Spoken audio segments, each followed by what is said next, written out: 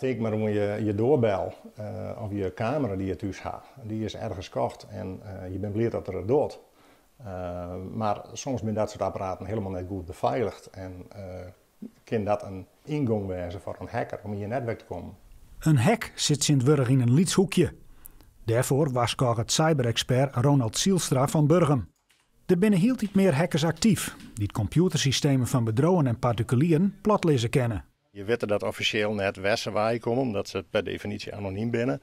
Maar er is wel onderzocht dat meer dan de helft van alle hacks uit Rusland komt. En dan kan dat wezen statelijke actoren, dus de geheime diensten en criminele groeperingen, of een mix daarvan.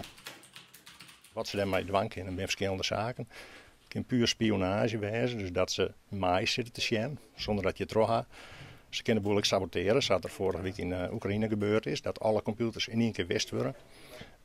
Of je kunt inderdaad afperst worden dat je betaalt je moet om je eigen systeem weer waarom te krijgen. Voor Zielstra zal het aantal hacks de komende jaren alleen nog maar toenemen.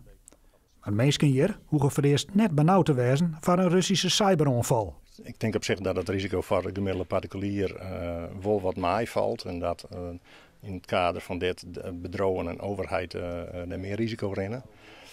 Het is wel zo dat desinformatie natuurlijk heel gevaarlijk is. Dat er op alle mogelijke manieren beïnvloeding is en valse informatie verspreid wordt. Ja, dan weet je op een gegeven moment niet meer wat weer is en wat net weer is. 100% digitale veiligheid bestaat net.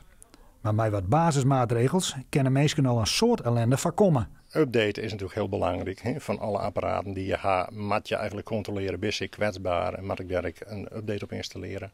En wachtwoorden zijn heel belangrijk. Broek net overal hetzelfde wachtwoord. En sla dat veilig op. Dat als er iets hackt wordt, dat je net al je informatie op straat leidt.